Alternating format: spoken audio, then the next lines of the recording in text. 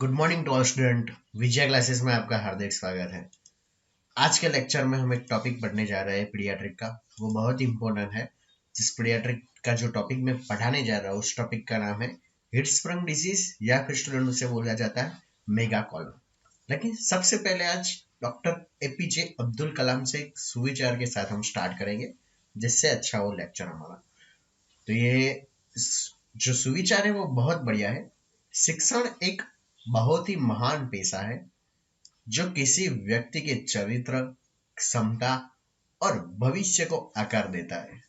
तो इससे क्या पता चलता है बच्चों, हमें पढ़ना चाहिए। शिक्षण एक बहुत ही महान पेशा है जो किसी भी व्यक्ति को उसका चरित्र, क्षमता और भविष्य को क्या कर देता है, आकार बना देता है। यानी कि अच्छा भविष्य के लिए पढ़ना बहुत जरूरी है। और ये किसने बोला था? डॉक्टर एपीजे अब्दुल कलाम ने बोला था। चलिए, तो आज का लेक्चर में हम क्या सीखने वाले हैं वो पहले तो डिस्कशन कर लेते हैं। आज हम सीखेंगे meaning of the Hirschsprung disease. पहले तो आपको माइंड में ये फिक्स कराऊंगा मैं कि हिट्सप्रंग डिजीज होता क्या है, उसका मीनिंग क्या है। Next one is the causes of the Hirschsprung disease. What is the main causes या फिर रीजन क्या है हिट्सप्रंग डिजीज होने की वजह। Sign and symptom of the Hirschsprung disease. Sign and symptom कौन से प्रेजेंट रहते हैं किस कंडीशन में, हिट्सप्रंग डिजीज में। और last one is the nursing, medical and the surgical management of the Hirschsprung disease.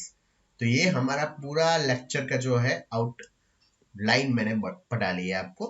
Last में मैं एमसीक्यू भी पढ़ाऊंगा। मेरा लेक्चर का यही होता है बच्चों। मैं पहले एक बार पढ़ा लेता हूँ थियरी, और उसके बाद वही थियरी में से कौन कौन से एमसीक्यू इंपॉर्टेंट है वो एमसीक्यू के बारे में भी हम डिस्कशन जरूर करते हैं। तो आज के लेक्चर में भी हम यही करेंगे।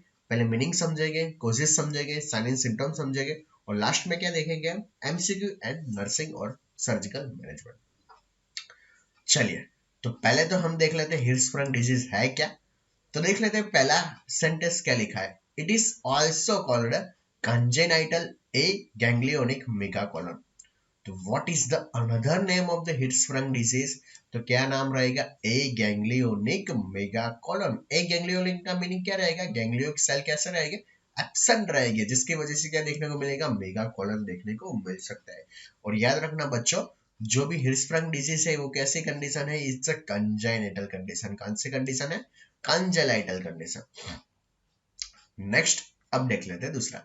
ड्यूरिंग द गेस्टेशनल लाइफ, जब भी गेस्टेशनल लाइफ रहती है तब the ganglionic nerve fibres are distributed to all the portion of the GTI या फिर जीआईटी। तो ध्यान से समझना स्टूडेंट, गेस्टेशनल लाइफ के दौरान क्या होता है, जो भी गैंग्लियोनिक नर्व फाइबर सेल रहते हैं वो क्या होता है, हो जाते हैं, डिस्ट्रीब्यूट हो जाते हैं। डिस्ट्रीब्यूट का मीनिंग क्या, हर जगह फैल जाते हैं। कहां पर फैल जाते हैं student, all the portion of the GTI या फिर जीआई ट्रैक में वो पूरे जो गैंग्लियोनिक नर्व सेल है वो फैल जाते हैं।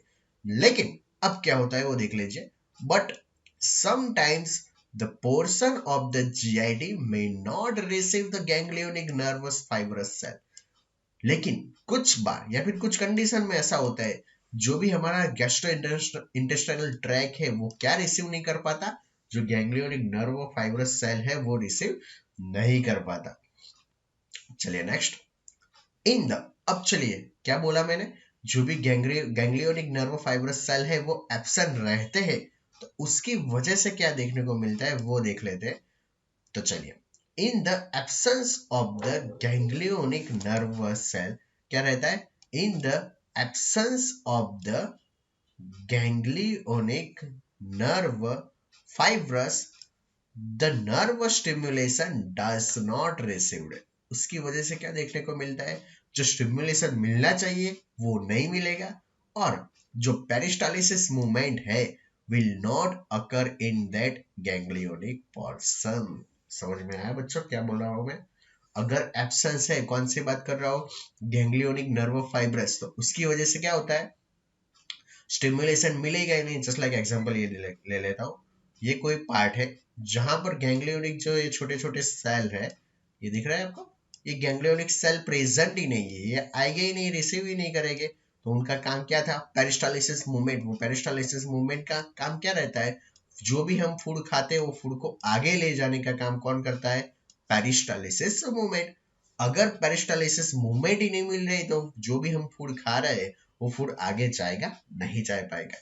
और वो कौन से पार्ट में देखने को मिलेगा, जिस जगह पर क्या नहीं होता, गैंग्लियोनिक नर्व फाइब्रस नहीं पहुंच पाते, उसी जगह पर ये कंडीशन देखने को मिल सकती है। तो पता चला हमने क्या बोला, what is the another name of the Hirschsprung disease, congenital aganglionic megacolon. Gestational life में क्या देखने को मिलता है, जो भी गैंग्लियोनिक नर्व फाइबर्स है वो डिस्ट्रीब्यूट हो जाते हैं कहां पर, जीआई ट्रैक में। और लेकिन क्या होता है, कुछ बार जो जीआई ट्रैक है not receive the ganglionic nerve fibres.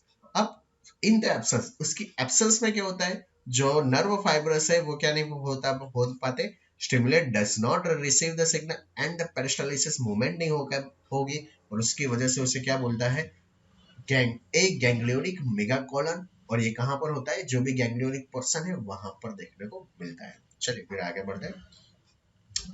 Next, due to absence of the peristalsis, मैंने अभी बताया ना क्या होता था, अगर फूड आगे नहीं जा रहा है उसका रीजन क्या, नर्व स्टिमुलेशन नहीं मिल रहा है, और नर्व स्टिमुलेशन अगर नहीं मिल रहा है तो पेरिस्टालिसिस मूवमेंट भी नहीं होगी। अगर पेरिस्टालिसिस मूवमेंट नहीं है तो जो भी फूड पार्टिकल है वो बिकम क्या हो जाएंगे, एक्यूमुलेट हो जाएंगे just proximal to ganglionic portion, यानी कि आगे बढ़ ही नहीं पाएंगे। जैसे ही वो आगे बढ़ नहीं पाएंगे तो वो क्या हो जाएंगे, एक्यूमुलेट हो जाएंगे जस्ट कहां पर, proximal to a ganglionic portion, जहां पर गैंग्लियोनिक नर्व सेल नहीं है वहां पर क्या हो जाएंगे, फूड पार्टिकल एक्यूमुलेट हो जाते हैं।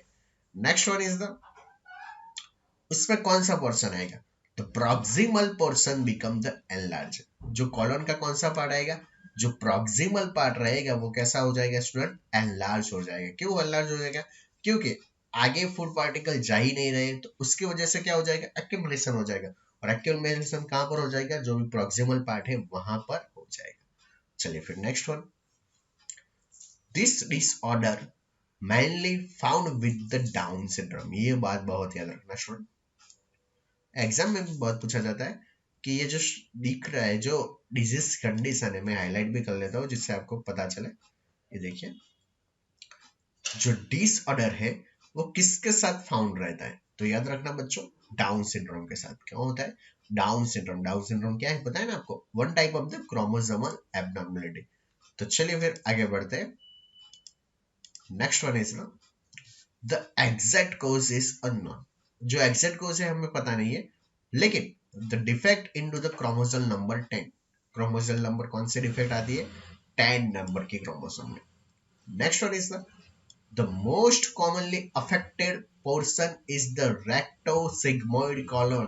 ये क्वेश्चन भी बहुत इंपॉर्टेंट है, ये दूसरा क्वेश्चन मैंने आपको एमसीक्यू के लिए बता दिया, याद रखना। मोस्ट कॉमनली अफेक्टेड पोर्शन कौन सा रहेगा, हिट्सप्रंग डिजीज में कौन सा रहेगा, रेक्टोसिग्मोइड कॉलन। कौन सा रहेगा स्टूडेंट, रेक्टोसिग्मोइड कॉलन। तो याद रखना, एग्जैक्ट कोजेस क्या है, अननोन है, लेकिन डिफेक्ट कहां पर देखने को मिलेगी, क्रोमोसोम नंबर 10 में रहेगी। जो डिसऑर्डर है मेनली फाउंड कहां पर होता है, विद द डाउन सिंड्रोम के साथ। चलिए फिर आगे बढ़ते हैं। नेक्स्ट कंटिन्यू में उसकी डेफिनेशन ही है, फिर से पढ़ा लेते हैं। congenital absence of the कौन सा cell, ganglionic nervous cell, these are the responsible for the movement of the intestine। अब मैंने कब से मैं यही बात बोल रहा हूँ, गैंग्लियोनिक नर्वस सेल नहीं हो गए, गैंग्लियोनिक नर्वस सेल नहीं हो गए, लेकिन उसका काम क्या, तो उसका काम क्या रहेगा student, this are the responsible for the, किसके लिए, movement of the intestine, intestine की मूवमेंट के लिए कौन जवाबदार रहता है, ganglionic nervous cell. In the muscular layer, वो कहां पर प्रेजेंट होते हैं, जो मस्कुलर लेयर रहता है किसका, लार्ज इंटेस्टाइन का। याद रखना, जो भी लार्ज इंटेस्टाइन का जो भी मस्कुलर लेयर रहता है वहां पर क्या, गैंग्लियोनिक नर्वस सेल प्रेजेंट रहते हैं। And increase the colon size, अगर एब्सेंस रहेंगे तो उसकी वजह से क्या होता है, कॉलन की साइज क्या हो जाएगी, बढ़ जाएगी। कैसे बढ़ जाएगी, बिकॉज जो ट्रैपिंग फिकल कंटेंट, क्योंकि जो फूड है वो क्या बन जाता है, फिकल कंटेंट, और फिकल कंटेंट आगे नहीं जाएगा, और उसकी वजह से क्या होता है, एनलार्जमेंट ऑफ द कॉलन। उसकी वजह से तो उसे मेगा कॉलन बोला जाता है। तो याद रखना, मेगा कॉलन क्यों बोला जाता है, क्योंकि जो भी फिकल कंटेंट है उसके, और वो क्या हो जाएगा, एक्यूमुलेशन हो जाएगा, और उसकी वजह से कॉलन का पार्ट क्या हो जाएगा, एनलार्जमेंट हो जाएगा। चलिए नेक्स्ट, अब गैंग्लियोनिक नर्व सेल के बारे में लिखा है एक पॉइंट, तो वो देख लेते हैं। तो गैंग्लियोनिक नर्वस सेल क्या है, it is the group of the nervous cell क्या है student? It is the group of the nervous cell. और वो कहाँ पर पाए जाते हैं? तो याद रखना, it is the present into the peripheral nervous system. कौन सी जगह पर आते हैं? पेरिफेरल नर्वस सिस्टम में प्रेजेंट पाए जाते हैं। Next, more common in the male than female. ये बात भी बहुत इंपॉर्टेंट है। रेशियो भी मैंने लिखा हुआ है, कितना आएगा? फॉर एग्जाम 1 में हाईलाइट भी कर लेता हूँ। जैसे आपको जब भी एमसीक्यू सॉल्व करो तो ये सारी बात आपको याद रखनी पड़ेगी। मोर कॉमन कौन सी जगह पर रहेगा? तो विद स्टूडेंट याद रखना, कौन सी जगह पर रहेगा? मेल देन फीमेल, यानी कि सबसे ज्यादा किस में देखने को मिलेगा? मेल में ज्यादा देखने को मिलेगा। और रेशियो पूछे तो कितना याद रखना है आपको? फॉर एग्जाम 1 का। चलिए मैं एक बार दिखा देता हूँ। ये क्या है? Normal anatomy. ये देख लीजिए एक बार, it is the normal anatomy. दिख रही है? अब क्या होगा ये देखो, दिख रहा है आपको? इसमें चलिए आप एग्जाम्पल के तौर पे याद रख लीजिए, यहाँ पर क्या हो रहता है। मैं एक बार पेन ले लेता हूँ। ओके, यहाँ पर क्या देखने को मिलेगा मैं दिख लेता हूँ। गैंग्लियोनिक नर्वस सेल एब्सेंट है। अगर गैंग्लियोनिक नर्वस सेल एब्सेंट है तो क्या होगा स्टूडेंट? जब भी यहाँ से क्या आएगा? फूड आएगा। चलिए यहाँ से फूड आया, लेकिन गैंग्लियोनिक नर्वस सेल यहाँ तो है नहीं, यानी कि जो फूड पार्टिकल है वो आगे जा पाएंगे? नहीं जा पाएंगे। क्यों नहीं जाएगा? जा पाएंगे? जो पेरिस्टालिसिस मूवमेंट है वो क्या हो जाएगी? अक्कर होगी ही नहीं। अगर पेरिस्टालिसिस मूवमेंट नहीं होगी तो ये देखिए, फीकल कंटेंट क्या है? जमा हो गया, यानी कि एक्यूमुलेशन हो गया। तो दैट्स व्हाई दिस कंडीशन क्या हो गया है? मेगा कॉलन बोला जाता है। फिर से बोल रहा हूँ, देख लीजिए। ये कॉलन पूरा है, ये नॉर्मल है। एक बार नॉर्मल देख लीजिए। अब देखिए, ये आगे आ रहा है, आगे आ रहा है। ये देखिए यहाँ पर क्या है? गैंग्लियोनिक नर्वस सेल प्रेजेंट नहीं है। अगर गैंग्लियोनिक नर्वस सेल नहीं प्रेजेंट है तो क्या होता है वो देख लीजिए। आगे जो भी है आगे जाए, यहाँ से आगे फूड जा ही नहीं पाएगा। अगर फूड आगे नहीं जा पाएगा तो यहाँ पर क्या हो जाएगा? एक्यूमुलेशन हो जाएगा।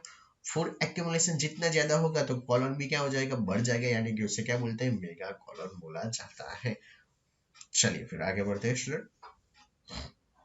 Next very important sign and symptom के बारे में डिस्कशन कर लेते हैं। साइन एंड सिम्टम भी बहुत इंपॉर्टेंट है। पहले हम डिस्कशन करेंगे न्यूबॉर्न के अंदर। कौन किसके अंदर? न्यूबॉर्न के अंदर। Next, cardinal sign. ये बहुत इंपॉर्टेंट है, एग्जाम में बहुत पूछते हैं। आपको इसमें से थियरी डायरेक्टली पूछा जा सकता है। Cardinal sign is the unable to pass the meconium within the 36 to 48 hours after the birth. याद रखना, 36 to 48 या फिर उसे 24 भी बोला जाता है। 24 आवर्स में मेकोनियम का मीनिंग पता है आपको student? What you mean by the meconium?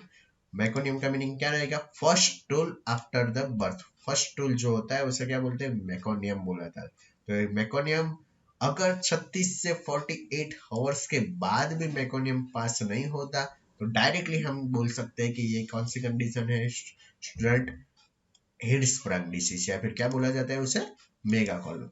Next, abdominal distension देखने को मिलता है। Next, poor sucking and the poor feeding देखने को मिलेगा। Next, in the older children. अब किसकी बात कर रहा हूं मैं? ओल्डर चिल्ड्रन की। तो देख लेते हैं, उसमें ग्रोथ रिटार्डेशन देखने को मिलेगा, एब्डोमिनल डिस्टेंशन देखने को मिलेगा, and last one is the abdominal pain देखने को मिलेगा।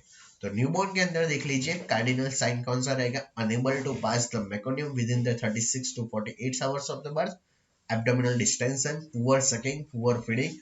और ओल्डर चिल्ड्रन में क्या देखने को मिलेगा? Growth retardation, abdominal distension and abdominal pain. चलिए फिर आगे बढ़ते हैं। साइन एंड सिम्टम में कंटिन्यू में कौन सी वॉमिटिंग देखने को मिलेगी? ये क्वेश्चन भी बहुत इंपॉर्टेंट है कि कौन सी वॉमिटिंग है। तो बाइलस वॉमिटिंग देखने को मिलेगी एंड रिबन लाइक स्टूल देखने को मिलेगा। ये क्वेश्चन भी बहुत इंपॉर्टेंट है। कौन सा, which type of the stool present into the Hirschsprung disease? तो याद रखना, रिबन लाइक और फाउल स्मेलिंग स्टूल देखने को मिलेगा। कैसा स्टूल देखने को मिलेगा? फाउल स्मेलिंग, यानी कि hard stool and the pellet like stool भी देखने को मिल सकता है। कॉन्स्टिपेशन एंड समटाइम डायरिया की कंडीशन देखने को मिलती है। कौन सी condition? Constipation and the sometime diarrhoea. Next, blast sign. अब ये देख लीजिए ब्लास्ट साइन क्या है। एक बात मैं हाईलाइट भी कर लेता हूँ जो इंपोर्टेंट टॉपिक है। तो कौन सा स्टूल? Ribbon like stool. ये बहुत इंपॉर्टेंट है, तो रिबन लाइक स्टूल आपको याद रखना है। Second one is the blast sign. अब ये ब्लास्ट साइन के बारे में भी आपको पता होना चाहिए कि what you mean by the blast sign. तो चलिए अब ब्लास्ट साइन के बारे में डिस्कशन कर लेते हैं। In which during the rectal examination के दौरान सडनली पासिंग क्या करता है, स्टूल लाइक ऐसे ब्लास्ट, जो भी बच्चा है वो क्या करता है, suddenly passing the stool like a blast, so that's way it's called the blast sign, उसकी वजह से उसे क्या बोला जाता है, ब्लास्ट साइन बोला जाता है। चलिए अब डायग्नोसिस के बारे में बात कर लेते हैं कि डायग्नोसिस में क्या है, physical examination and the last one इसमें कौन सा आएगा, यूएसजी, यानी कि फिजिकल एग्जामिनेशन के द्वारा या फिर यूएसजी के दौरान भी हम ये जान सकते हैं।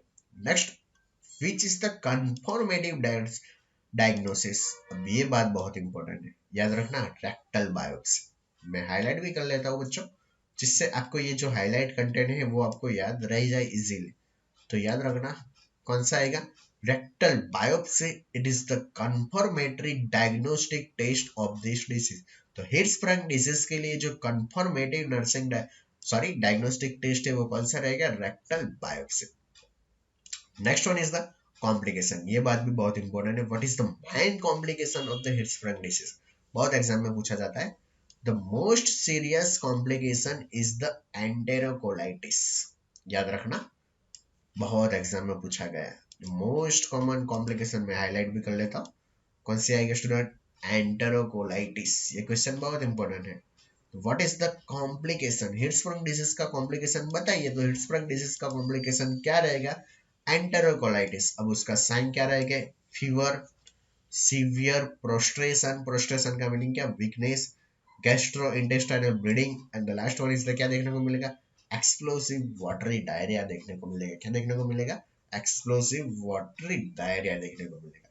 चलिए नेक्स्ट, नर्सिंग केयर के बारे में देख लेते हैं। पहला तो क्या होगा, मॉनिटर तो क्या करेंगे, vital and the bowel sound frequently. Next, to give the stool softener as per order, जो भी डॉक्टर्स के ऑर्डर है उसके हिसाब से स्टूल सॉफ्टनर देंगे। डेली क्या करेंगे, बॉयल इरिगेशन करेंगे, किसके साथ करेंगे, विद द एनएस। तो कंफर्मेटिव डायग्नोसिस टेस्ट कौन सा रहेगा with student, rectal biopsy. Most serious complication कौन सी रहेगी, एंटेरोकोलाइटिस। चलिए फिर आगे बढ़ते हैं। अब रिक्वायर्ड सर्जरी, कौन कौन से सर्जरी हम परफॉर्म करेंगे जिसकी वजह से ये हमें ट्रीट करने में इजीली रहे। तो पहले क्या करेंगे, कोलेस्ट्रॉल, क्या करेंगे स्टूडेंट, कोलेस्ट्रॉल। तो फर्स्ट स्टेज में क्या करेंगे, तो फर्स्ट स्टेज में हम क्या करेंगे with student, creation of an opening for the colon to excrete the stool content, जो भी स्टूल कंटेंट एक्यूमुलेट हुआ है उसे बाहर तो निकालना पड़ेगा ना। तो अगर उसको पहले निकालना पड़ेगा तो उसके लिए हम क्या करेंगे, तो क्या करेंगे, पहले क्या करेंगे, creation on opening for the colon and क्या करेंगे, एक्सक्रीट द कौन सा कंटेंट आ जाएगा, स्टूल कंटेंट। तो पहले हम क्या करेंगे, जो भी हमारे क्या करेंगे, कोलोस्टोमी प्रोसीजर करेंगे। अब चलिए आगे, जो सेकंड स्टेज है उसमें क्या करेंगे, तो याद रखना स्टूडेंट, सेकंड स्टेज में क्या करेंगे, remove the affected part of the column. ध्यान से समझ में इस बात को, क्या करेंगे, remove the affected part of, जो भी अफेक्टेड पार्ट है उसे क्या करेंगे, हम उसे रिमूव कर देंगे। उसके बाद क्या करेंगे, एक मिनट मैं पेन ले लेता हूँ। ओके, सेकेंड स्टेज में क्या करेंगे, in this remove the affected part of collar and remaining part, जो भी बचा हुआ जो नॉर्मल पार्ट है उसे क्या कर देंगे हम, पुल, यानी कि अटैच टू द एनस। तो पता चला, इजीली प्रोसीजर है। हम क्या करेंगे, जो भी अफेक्टेड पार्ट है कॉलन का उसे क्या कर देंगे, हम रिमूव कर देंगे, और बचा कुचा जो भी नॉर्मल पार्ट है उसे क्या कर देंगे, अटैच कर देंगे, किसके साथ, एनएस के साथ। लेकिन ये प्रोसीजर करने के लिए हमें क्या होगा, यानी कि कौन कौन से प्रोसीजर उसमें यूज करेंगे, तो वन बाय वन याद रखना। Various surgical procedure are used for, कौन कौन सी आएगी, तो पहले Duhamel procedure, second one is the Soave procedure, और last one is the Swenson procedure. तो ये तीन प्रोसीजर का नाम आपको याद रखना है, कौन कौन से स्टूडेंट, डुहेमेल प्रोसीजर, सोवेस प्रोसीजर, और लास्ट वन इसमें कौन सी आएगी, स्वैनसन प्रोसीजर। तो फर्स्ट स्टेज में क्या करेंगे, creation of the opening the colon the excrete the stool content. Second stage में क्या करेंगे, जो भी अफेक्टेड पार्ट है उसको रिमूव कर देंगे, और जो बचा हुआ नॉर्मल पार्ट है उसका हम अटैच कर देंगे एनएस के साथ। सर्जिकल प्रोसीजर कौन सी आएगी, डुहेमेल प्रोसीजर, सोवेस प्रोसीजर, और last one is the Swenson procedure. चलिए फिर आगे बढ़ते हैं। मेडिकल मैनेजमेंट के बारे में हम डिस्कशन कर लेते हैं कि मेडिकल मैनेजमेंट उसमें क्या क्या करेंगे। तो फर्स्ट वन इज द याद रखना। मेंटेन ए कौन सा डाइट, तो low fibre, high calorie, high protein diet. Next parenteral nutrition भी हम देंगे, may be necessary into the extreme situation, कोई एक्सट्रीम सिचुएशन है तभी हम देंगे। Next one is the administration of the stool softener as the prescribe, जो पहले मैंने बताया था वही है। नेक्स्ट एडमिनिस्ट्रेशन ऑफ द क्या करेंगे, daily rectal irrigation with the prescribe the fluid and solution to promote a adequate elimination and the prevent the obstruction as a prescribed। क्या करेंगे हम, एडमिनिस्ट्रेशन करेंगे, क्या करेंगे, डेली रेक्टल इरिगेशन करेंगे with the prescribe fluid and the solution to promote the adequate elimination and prevent, क्या करेंगे, obstruction को प्रिवेंट कर देंगे। चलिए स्टूडेंट आगे बढ़ते हैं। Next one is the very important pre operative intervention. अब प्री ऑपरेटिव आएगा और क्या आएगा, पोस्ट ऑपरेटिव। तो प्री ऑपरेटिव में चलिए फटाफट से देख लेते हैं। First one is the assess the bowel, क्या करेंगे, assess the bowel function. Next one is the administration the bowel preparation as the prescribe, maintain the NPO status. Next one is the कौन सा आएगा, monitor a hydration and the fluid and electrolyte status and the intravenous fluid हमें prescribe करना है, कौन सा करेंगे, intravenous. Next one is the maintain the NPO status. Next one is the monitor the hydration and the fluid electrolyte status and provide the fluid intravenously as prescribed for the hydration। एक बार फिर से देख लेते हैं। Assess the boil function, administration of the boil preparation, maintain the NPO status, monitor the hydration and the fluid electrolyte status, maintain the NPO status and the hydration and the fluid electrolyte status। चलिए फिर आगे बढ़ते हैं। Administration of the antibiotics with the antibiotic solution as prescribed to clear the flow of the bacteria। जो भी bacteria उसको flow clear करने के लिए हम एंटीबायोटिक देखें। नेक्स्ट मॉनिटर क्या करेंगे, strict intake output. Next obtain the daily weight, measure the abdominal girth, ever the taking the temperature rectally, monitor for the respiratory distress associated with the abdominal distension. जो भी respiratory distress है उसे हम monitor करेंगे। चलिए next, अब very important आएगा post operative nursing care. Pre operative पढ़ लिया, अब कौन सा आएगा, पोस्ट ऑपरेटिव। मॉनिटर क्या करेंगे, वाइटल साइन मॉनिटर करेंगे। Next one is the intake and output and maintain the hydration level. Assess the stoma for the colour and the patency, जो भी स्टोमा का कलर है और उसकी पेटेंसी को हम एसेस करेंगे। नेक्स्ट ये इंपॉर्टेंट बात है, the normal stoma will be appear, कैसा रहेगा, स्लाइटली रेड और पिंक, और कौन सा रहेगा, एंड द मोस्ट, यानी कि याद रखना रेड हो सकता है, पिंक हो सकता है एंड द मोइस्ट हो सकता है। Next measure the abdominal girth, जो भी एब्डोमिनल गर्थ है उसे मेजर करते रहेंगे।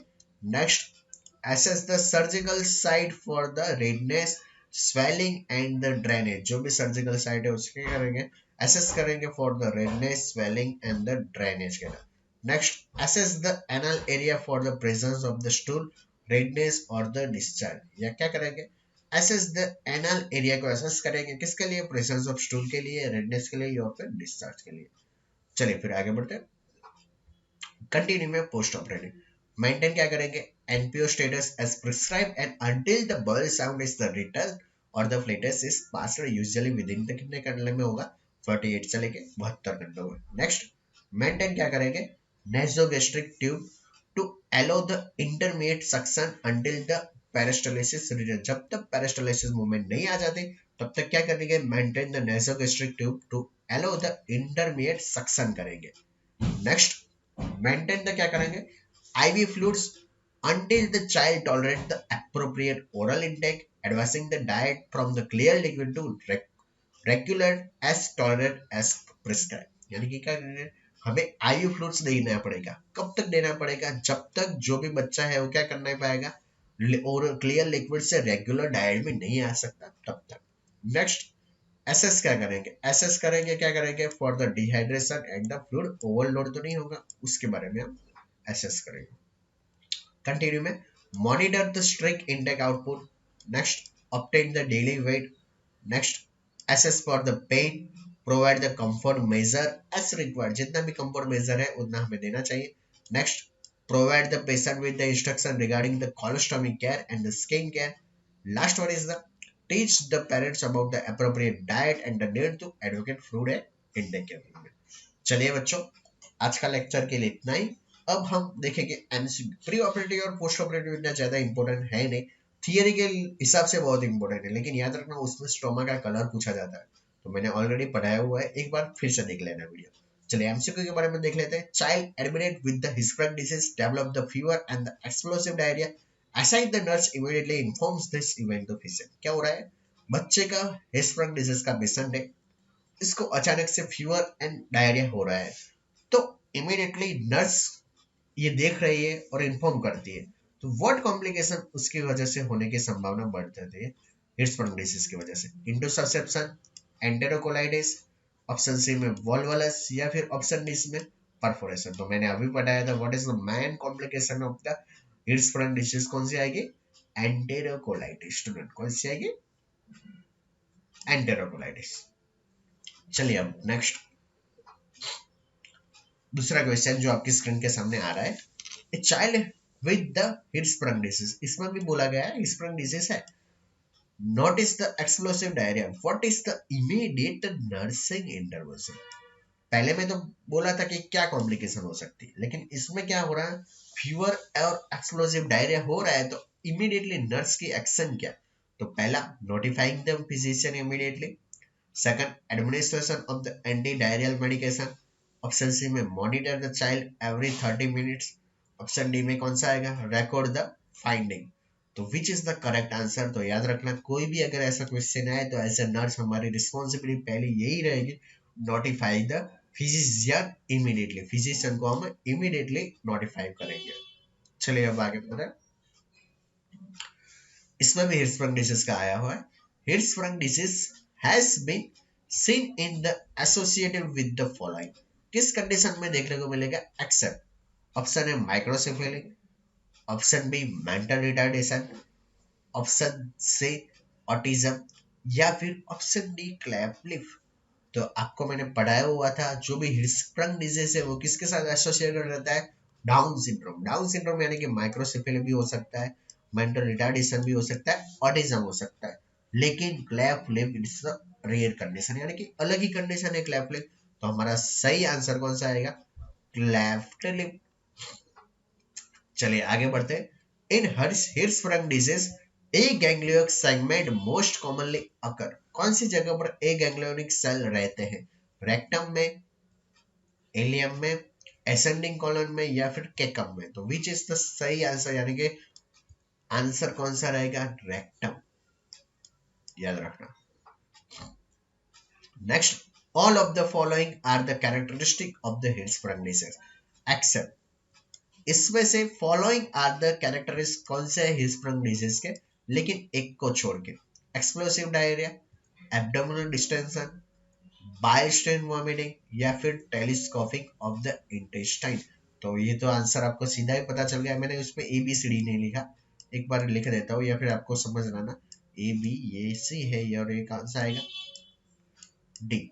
तो सही आंसर क्या रहेगा, telescoping of the intestine. Telescoping of intestine किस में देखने को मिलेगा पता है ना, याद नहीं तो याद रखना, इनटू ससेप्शन में टेलीस्कोपिंग देखने को मिलेगा, एक्सक्लूसिव डायरिया भी देखने को मिलेगा, डिस्टेंशन भी देखने को मिलेगा, और बाइल स्ट्रेनिंग वॉमिटिंग भी हिस्पेरिक डिजीज में देखने को मिल सकती है।